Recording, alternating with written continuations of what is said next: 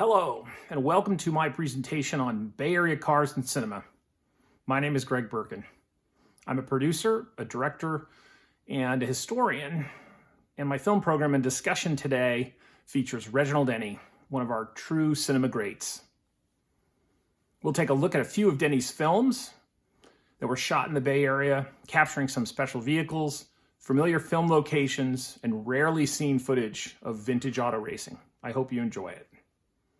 And first of all, thank you to the Niles S&A Silent Film Museum. Thanks for their dedication and their passion for silent films of all genres. They're wonderful stewards of cinema history, so please check out everything they have to offer, and please support them in preserving our cultural heritage forever. David, Rena, and the Niles S&A Silent Film Museum and community do a wonderful job sharing the excitement and grandeur of rare film experiences. We're very excited to have your support and interest, so sit back and enjoy the show.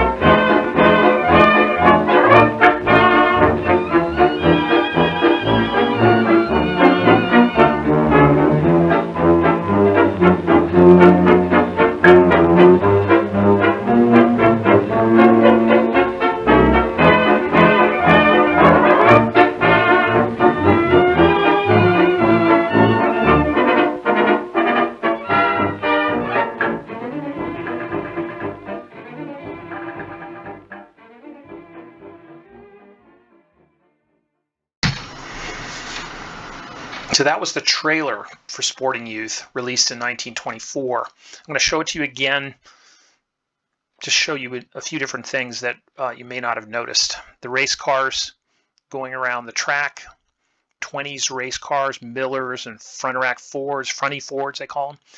And the first major setting that you see is the majestic Del Monte Hotel in Monterey, California. This hotel, you're looking at it right now when they filmed this in August, late August of 1923. The film released in 24. This hotel was originally built in 1880. 8 years later, 1888, it burns to the ground and is rebuilt. And this is the second version of the hotel, which you're going to see inside. You'll see the racetrack. You'll see the front desk. You'll see some stuff that really doesn't exist because a year after this was shot, this hotel burns to the ground again a second time. And so that's why this trailer is so special, because it's really captured the majesty of this hotel, and it was the place to go. Anyone who was anyone in the jet set stayed at the Hotel Del Monte. It was always busy, built originally by Morse, Samuel F.B. Morse, who really was trying to protect the area, and this was the place to be. And Denny is pulling up in a racing Packard, a 19 20s, 22.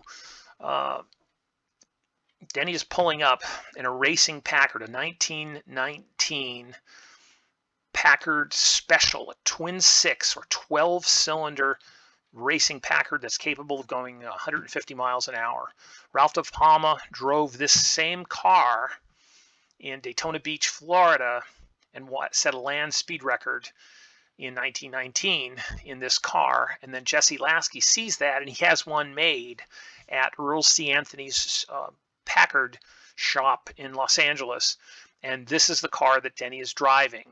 Lasky has loaned it to the studio, and Denny, who's a really capable aviator, driver, athlete, is driving this car himself and performing, acting comedy at the same time. It's quite a feat. So here they are pulling up in front of the Hotel Del Monte in 1923, and Denny's about to go inside. He is, of course, playing a mistaken identity race car driver. That's Laura LaPlante. She notices him. They had an encounter earlier, and they're going to fall in love. And of course, Denny has to win the race to win her. Her father's the head of the Rexton Car Company. Now here you're seeing a race between Denny and a sedan, a Cadillac, and that was a big rivalry at the time, Packard versus Cadillac. Here is the inside of the Hotel Del Monte. This is the lobby, the front desk, and there's the vault in the background. I've actually been in that vault. That vault still exists. This lobby still exists. A little different form, but the Navy leased this hotel, the Hotel Del Monte, in 1942. They moved in for the war effort, and then they never left. And so they're still there today. It's top secret, and off limits, I guess, for the general public, but you can get there for different events and things, get a tour of it. You actually can even stay in some of the rooms, which is haunted, but it's quite something. And so this trailer captures the inside of that hotel and some of the areas quite nicely, like this shot right here. So here we are now on the grounds in the Arizona Gardens, in one of the trees in front of the hotel, which does not exist anymore. But this is a very special tree because it has a very unique shape, and I'll show you why. But they've chosen to place them up here because of the beauty and the ambiance of the hotel, but because it's very romantic to have a nice tree-side date. Sitting in the tree at the Hotel Del Monte. And here is the pool, and Denny is escaping his bill. He's run off through the rooms. He's climbed down the fire escape of one of the rooms. He's trying to run off because he doesn't have the money to pay the bill, and they're chasing him. And here he sees Laura LaPlante at the pool. I don't think this pool is the actual pool at the Hotel Del Monte. I think it is a Hollywood pool with this fountain. But there was a pool, and still is a pool, at the Hotel Del Monte. It's called the Roman Plunge, and it was restored recently at the cost of private money of $1 million. And you can't dive in it anymore, but it's really quite something to see. But I think this is a Hollywood pool because he climbs up the fountain and he goes on the other side. And of course, the thing he's going to get to is the racetrack, which is not on the other side of this Roman Plunge area at the Naval Postgraduate School, which is what they call it today. And this reveal of the track is really extraordinary because this is one of the racetracks in San Luis Obispo. This is not Monterey. They're going to intercut some Monterey footage and some other footage, but what you're seeing is the Hollywood drivers listed as part of the film race. You're seeing Curtis in number 1 in a Martin, Woods in car number 2, which is a Renco, and that's Denny, number 2, in a Packard, a racing Packard. And then you're seeing Wilson, number 3, in either a Reston or Rexton. I think it is the fictional name of a car that was used a lot. And Laura LaPlante's father is supposed to be the head of, I think, the Rexton company. So he's trying to win her hand, but he's competing against the other car. And what you're seeing is a bunch of cars, and you can see some of the numbers on them. 1, 3, I think there's a 5 on one of them. But what you don't see is number 2. And so that's Denny's car, the Packard. And this footage was shot on Labor Day in 1923. There was an actual race. This was a working racetrack, and they came by, saw the track, said, hey, can we film here? They made arrangements and got special permission. And on, I think it's September 3rd, Labor Day of 23, they conducted the race sequences, which Denny actually drives in. And so, but the car, the Packard you saw, is up in Monterey, and it has to come down to San Luis Obispo, and Denny actually drives it 100 miles with his mechanic, Earl Miller, his name is, and they're on their way down from Monterey to San Luis Obispo for this race, for the shooting of this, which is taking place the next day. And they had an accident. Denny, driving, hit a truck somehow, or the truck hit them. It was a blue truck, according to the article I read. And Earl Miller, his mechanic, got hurt pretty severely, so they went to the hospital in Salinas. And Denny was hurt a little bit, his foot, but they were there most of the day. And then the car had to get fixed. It took several hours. And then Denny had to drive 100 miles by himself all the way down to this race, and he's late. They're all waiting, wondering. They saw the car, but no Denny. And of course, you don't have cell phones, no way to get in touch with him. And he shows up at 8 o'clock at night, ready for the race the next day. Not hurt enough to stop driving. What a hero. Incredible. And another very interesting thing I want you to notice is if you look at spot number 3, Wilson. Lewis Wilson was a real race car driver, and he is driving in this race, racing his car. I think it's a Fronty Ford at speed, and you could go 85, almost 90 miles an hour, and Denny was actually driving the Packard at that speed. And Lewis Wilson has an accident on one of these turns, and he upends the car. It goes into the stands, and 5 people get hurt, including Lewis Wilson, who goes to the hospital. And one of those spectators that you're looking at actually died. And Lewis Wilson is sidelined in the hospital for a number of weeks, recovering. He really hurt his head.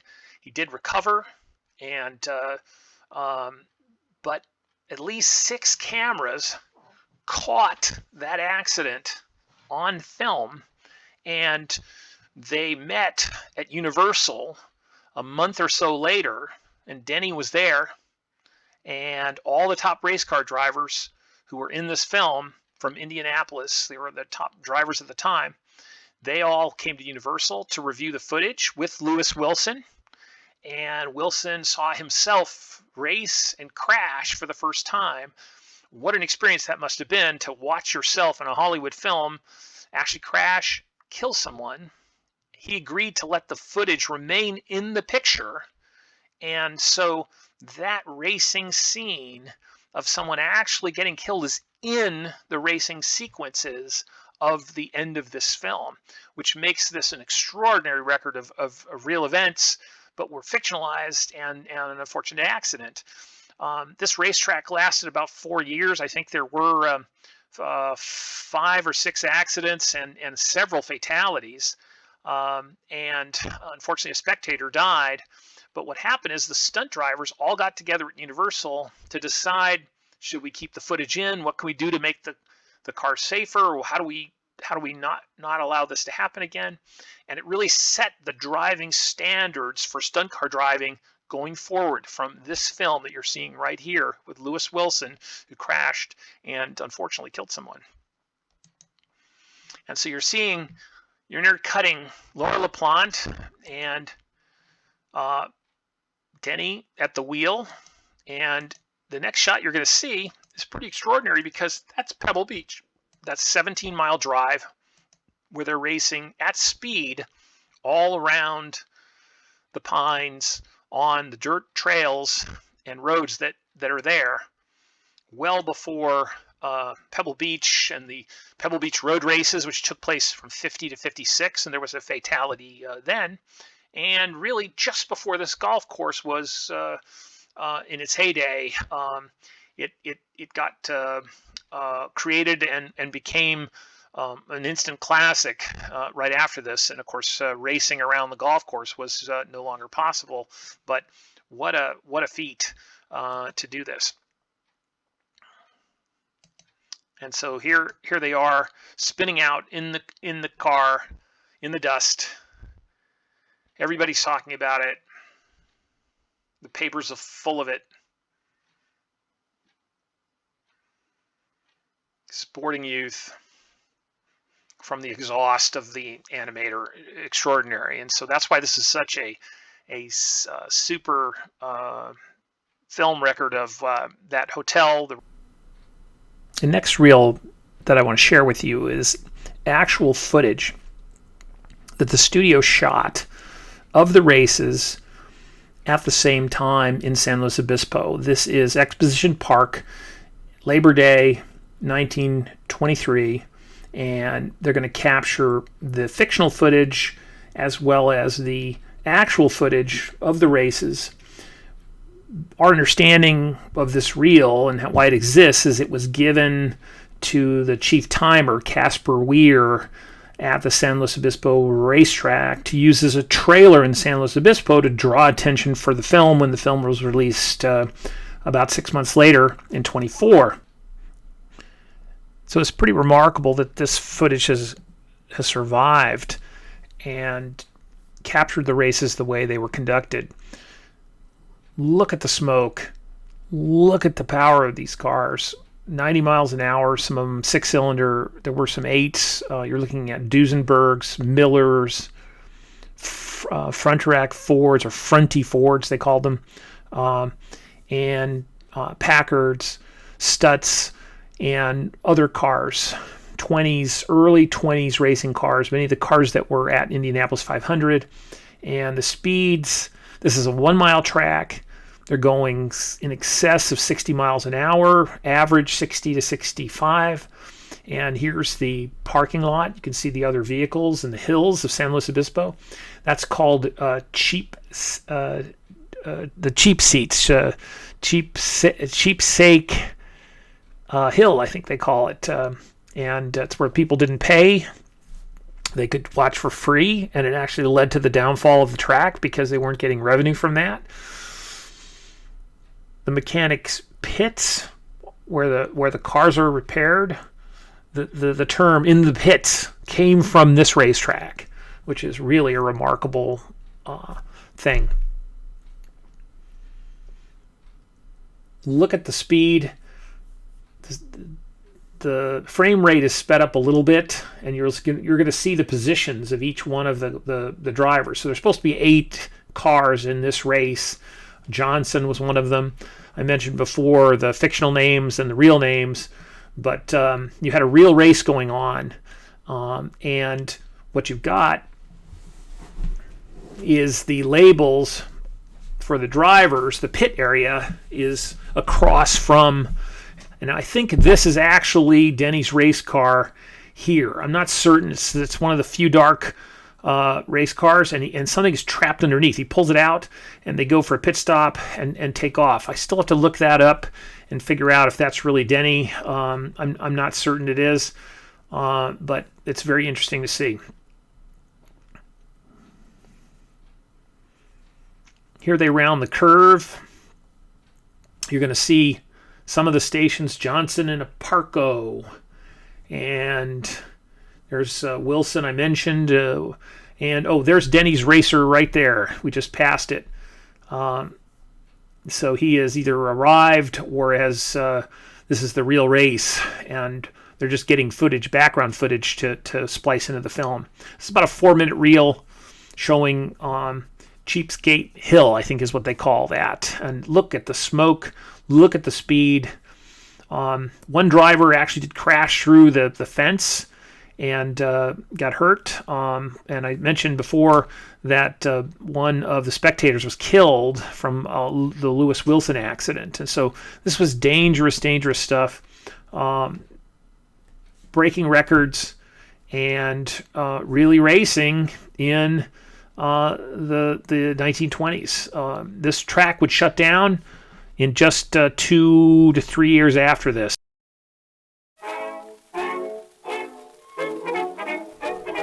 Now we want to change gears a little bit.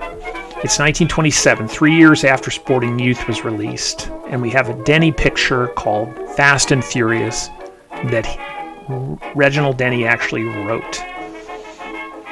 A racing story with Barbara Worth, no longer Laura LaPlante, directed by Melville Brown, who had done a lot of other pictures. Again, a Universal picture. And one of the scenes I wanted to share with you is this scene with Marcel Dumont, who's the sculptor.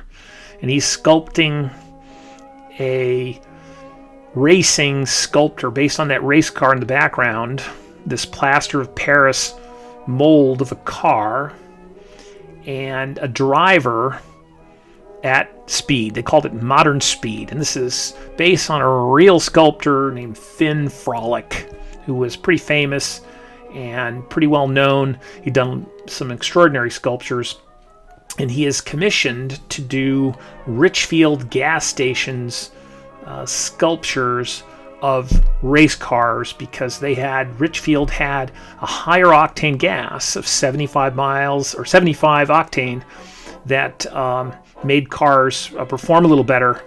And I think 5 of the top Indy cars used Richfield gasoline. Of course, Richfield becomes Atlantic Richfield, Arco later on. And in the 1920s, there was a big rivalry between gas brands and gas power. And the expression gasoline power comes from this effort to derive more oomph from the gasoline itself. And here is Reginald Denny meeting the sculptor for the first time, and Marcel Dumont, and he ends up modeling for Modern Speed. An incredible, extraordinary intersection of art and culture and real events. And you're seeing it. These statues were all over California at Richfield gas stations, and some of them still exist in private collections and places that were plaster of Paris. Some of them were bronze. But can you imagine? Denny observes this, sees this, and writes it in the story, and they actually get permission to film it and capture it. It's an incredible thing. He's acting like the model here for the actual sculpture, and it's wonderful. I think it's a real tribute to his intellect and his comedic sense to act like a race car driver at speed and frozen in time. And of course, this is part of the gag. He is again masquerading as a race car driver who has fallen into another situation. He has to race. You're going to see some racing sequences. This is actually one of the Miller race cars that the statue was modeled after, and it's really an interesting mashup of all those things. There's a nice comment there about marriage only costing $2 and a lifetime to get out of it. Extraordinary. Next, we move to the debut of the statue, which is taking place at this event. And this is a facility. This is the actual showroom for the Western Auto Supply Company. And Western Auto Supply, you'll see a sign of it on the side. So they've sponsored this, and they've written it into the story right there. It started in 1909 by George Pepperdine at Pepperdine University in, I think, Kansas City or St. Louis. And it comes to the West Coast. And by this point, this is shot in 1926, there are 150 auto accessory stores all over the West Coast. And the rest of the United States. So they are the biggest automotive supply company for things, mirrors and belts and extra adornment things that you'd add to your car. It was an enormous business. And eventually that business gets sold to Sears, and then it becomes sold to Advance Auto Parts. And so you're seeing the dawn and the heyday of the auto supply business, and written into a silent film that goes on for ages. It's really, really quite something. And here, of course, Denny is being revealed as the subject and the race car driver. Billings, I think, is his name, and he has to then race, and there's again a lot of mistaken identity back and forth, and it's really quite something. The plot is somewhat similar to Sporting Youth and some of the other racing films, but here is the reveal of Modern Speed at Western Auto Supply in Los Angeles, caught on film in 1926. To me, it's extraordinary. What a neat moment.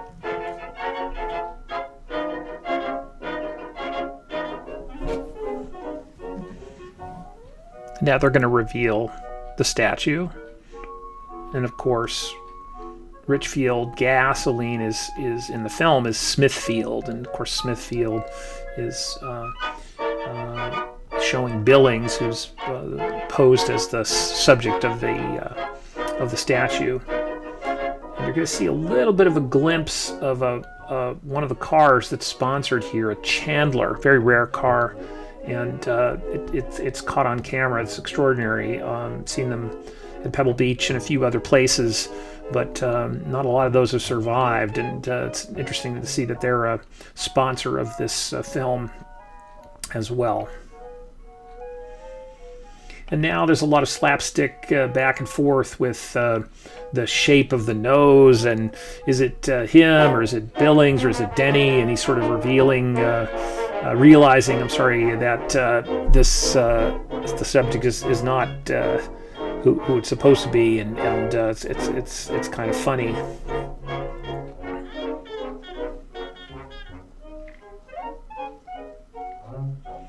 They're of course looking for Billings. And now we're revealing the racetrack again at San Luis Obispo with the scoreboard that has been mocked up for George Billings to be racing. Of course, that's Reginald Denny. And now we're intercutting his... he's faking an injury to get out of a ticket. He's got lipstick on his face that looks like blood, and they're going to try to wake him up, which it's not quite evident why he's asleep because he was faking, but they're now going to give him some 190 proof alcohol, thinking that this is going to help him. And again, this is Denny's story, which is extraordinary, and I just think he wanted to act drunk, and that would give him license to do more things. But obviously today and even back then, you shouldn't be driving drunk, and especially not on 190 proof alcohol. This is a Packard, a rare Packard. Now you're on the track, and in Sporting Youth you saw the same scenes of the San Luis Obispo racetrack, Exposition Park. You are now on the track with drivers. Here Denny is coming in his Packard convertible, and I think that's a race car driver, Harry Hartz, or another actor. I'm not exactly sure because he's not in the credits. But what's happening is Denny is late to the race. He's supposed to race. He wants to get the girl, and of course he's drunk. And so now the race is going to go on without him if he doesn't jump in. He breaks through the door in his Packard, and the policeman comes over. That's actually him at the wheel. He jumps out. They notice that he's up on the track, and we're seeing a lot more of San Luis Obispo. This is the end of this racetrack. This track is really already shutting down, I think the year before in 25, and because it didn't last long, but they've opened it up, and they've hired the track and the drivers. They're all the top Indy drivers here for this race. And this is really something. I think that's Harry Hartz. He won Indianapolis in either 23 or 24.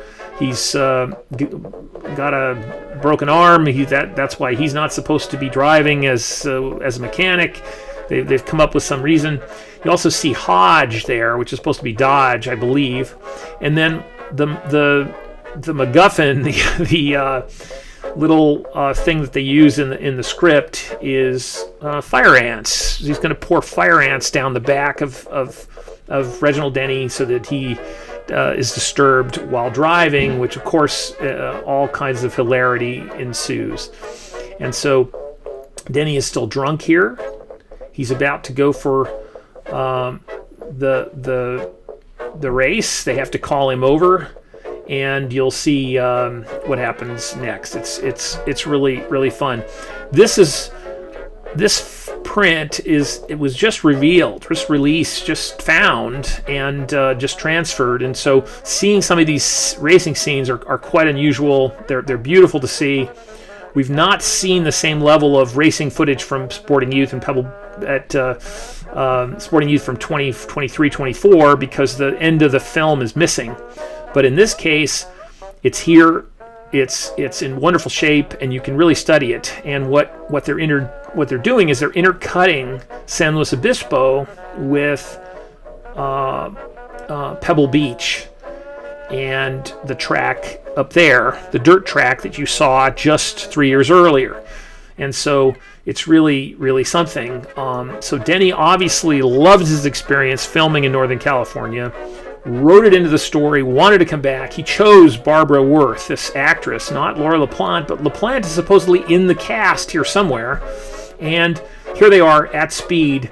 And one of the Indy drivers actually is, in the story has to crash. He's expected to crash as he rolls the car over, which is super dangerous and difficult. There's the Smithfield Special Station number 7, and so this is what Denny is driving with his mechanic. And mechanic is some kind of a silent film comedian because he does all kinds of antics, and they wanted to do some Keystone Cops type stuff, and you'll see that in a little bit. But this is really extraordinary because they're intercutting real driving with Denny, a camera mounted to the front of one of the race cars, and real action. There is no real race going on, so this is all orchestrated, but it is incredible, the footage they got through Pebble Beach. And look at this, just amazing. Here's where the camera's mounted on the front of the car, and we have one picture from Mark Wanamaker's Bison Archives, which shows the camera car.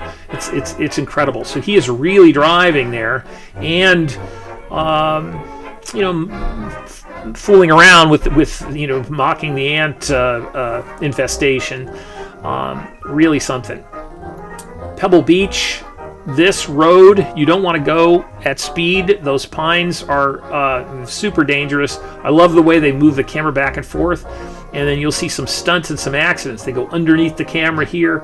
They must have spent a week to 2 weeks filming this because there are too many shots. It's extraordinary. And I'm trying to find more articles on the backstory of filming here.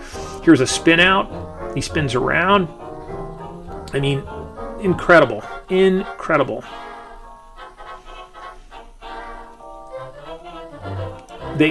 have long pans, and so they really had to lay this out, and they knew this track, and these guys got together, the hay bales, of course, in the Pebble Beach road races, which wouldn't take place for another 30 years here at Pebble, are supposed to be safe and help you. It's incredible. There's a little bit of a guardrail there, which is incredible, and that might be another footage from something else. They almost hit the camera there. Here they come down, spin the corner, spin out. Dust is a big problem. There's some of the famous pines and trees of Pebble Beach. They are capturing this action like it's an Indy race. It's incredible, and this is what I love so much, because if you've ever been to Pebble Beach, you can imagine going at speed and having this open to you like a playground. but super dangerous. You know, in 56, Ernie McAfee was killed in a Ferrari racing at, you know, over 90 miles an hour. These guys aren't quite doing that. The frame rate is sped up to make it look like they're going faster, but look at that. That is extraordinary. So there's like 6 minutes of just nail-biting footage, racing footage here, which is just absolutely incredible. Here they get out a broom to pull the ants off and try to dust themselves off. And meanwhile, the cars are catching up. They get 2 flat tires, which, you know, happened all the time, and change them. And then there's some antics. You know, he's sweeping off his butt there, which is really funny. You can imagine the howls the audience would be just loving this. And that house, I've been researching that house, and in a future episode I'll tell you a little bit about that house there. But here's the guys. Here's a long shot approaching that. I think I know where that shot is at Pebble, and we're sort of trying to determine each shot and where it was, so we can put together like a little map of where they filmed. Here they come back to the stands. We're back at San Luis Obispo again, and so they had to intercut all of this. And this is one of my favorite lines. He says, "Give this to my wife because it'll be difficult for me to come home." You know, he's afraid he's not gonna make it. So, you know, here's the here's his peace offering to her. And I love these pan shots and some of the reactions and his goggles and the classic nature of you know, girl admiring guy. He's supposedly still drunk, which is, you know, kind of nuts. And the tire gets changed, and off they go. And so you're seeing the top race car drivers, top Indianapolis 500 race car drivers of the time, Jimmy Murphy and many others. It's incredible. Here they go, and you're going to see a spin out right here, which is really quite something.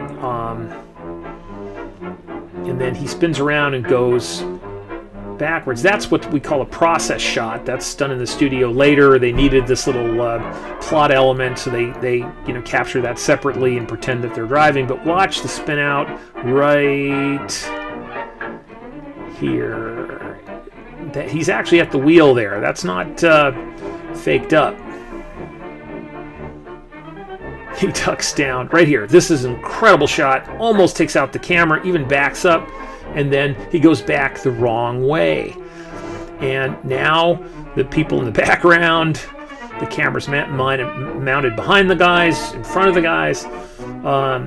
They go between 2 drivers, and he actually hit the other car there. He's got a flat tire. They get out, change it. I mean, this scene goes on forever. It's extraordinary. You can imagine seeing this in the theater in 1927, shot in 26. This is shot at the end of the year, I think November of 26, released in 27. And so, he hits the hay bales, the tire's fixed, he's back on the road again, and look at the spin out. And he spins out again. I mean, my God. Again, another process shot and lots of footage. And this is one of the, you know, Keystone Cops, you know, Charlie Chaplin-esque, you know, again, envisioned by Denny to try to make the story funnier. And the camera work is extraordinary. I need to see the view of the driver as his head twists and we spin around, and you can actually make out little details. I can imagine this crew, the second unit or whoever it is, capturing this extra footage. You're going to need this sequence where he's flipping around in the back of the car and he comes up upside down, and of course, you know, puts his legs around the driver. I mean, my God, through the woods of 17 Mile Drive. Who can imagine that this would ever take place, and that they would allow it, that they would capture so much of it, and that it would be so authentic in 1926. I mean, I am blown away. And it's really the first time this has been shared and seen and combined with Sporting Youth. And Sporting Youth had a direct impact on Denny because he just did this a couple of years earlier. And here's the start-finish line. We're back at San Luis Obispo. These guys are cheering. Here comes Billings in number 7. And this is another slapstick type moment. He's supposed to almost fall off the roof, and of course the kids save him, which is, genius. Kids love that, saving adults from disaster. And then now here's the accident I described earlier. This is the professional driver, and I'm forgetting his name at the moment, but he was hired to do that stunt. And they have to drive around him, and I love this little telescopic lens view of the accident. Again, a process shot where he's speeding ahead, and of course the checkered flag and Billings, Vince Billings, we're learning his name for the first time, winning the race, which means everything. And of course they're going to wrap up the story. Here comes the car. I believe this is a Miller race car, 183 cubic inch race car, very fast, top of the market at Indianapolis. Each one of the characters interacts with Denny to either further the plot or take away from the plot. And of course, Barbara wants to just kiss him, and they get together, but it doesn't quite happen. And this guy's looking for his wife, who is supposedly having an affair with Billings, and so he's not Billings, so he tells him to go somewhere else. The plot's as convoluted and crazy. Some reviews, people did not give Reginald Denny any credit for this story, but I think it's interesting. It's very consistent with the mistaken identity driver plot that is in every racing story. Puts him in the seat, gets the girl, wins the money, end of story. And this one's no different, but you've been seeing incredible racing footage, 1926, all dreamed up by Reginald Denny and captured on film at Pebble Beach and San Luis Obispo. I wanted to leave you with one last clip of Sporting Youth. This is a rare look at the beginning part of the film. This is a research copy of the film. The film is not complete. The racing sequences are gone. I've been studying it under permission from the studio. This is Denny in the garage in a dream sequence, thinking about racing. And he's reading in the paper about Splinter Woods, the Speed King, who's missing. And in this one, Denny's character is also Woods, so it makes for an easy masquerade. But the real actor playing Splinter Woods, who shows up later, who's missing now, is Malcolm Denny, who's not related. They're both named Denny and both named Woods. Believe it or not, it's an incredible coincidence. He climbs in the Packard, and he's dreaming about racing as a chauffeur. And here's where you really get to see Denny's acting skills and his racing interests in 23 when this was shot in Monterey. And they're going to talk a little bit about going to California and to the Hotel Del Monte. And they're superimposing a crash scene, a race scene with a crash scene with real footage of him sitting there. It's really quite interesting. And of course he's safe.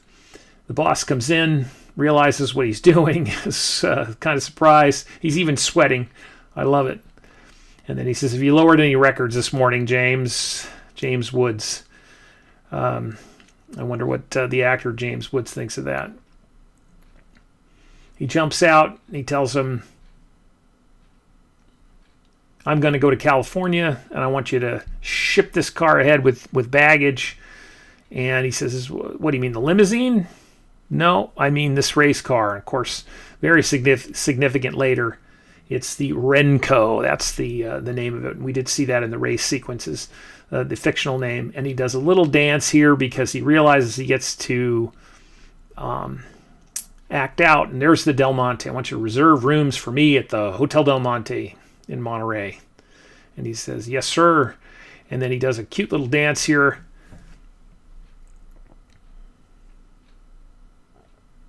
I love it. And then the next title card, California, the land of sunshine, flowers, fruit, and real estate agents. I love it. That's Monterey.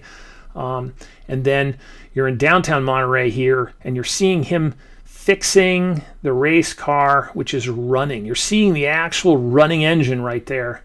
We can't hear it, of course, but that is the Twin Six, the 12-cylinder engine, which powered all kinds of aircrafts. It was really, really successful. And then the last thing you saw there was fictional swearing. It was a little graphic of him swearing, and it goes on and on. But I hope you enjoyed this. Thank you for watching. Please support the Niles S&A Silent Film Museum. They're terrific. We'll see you soon.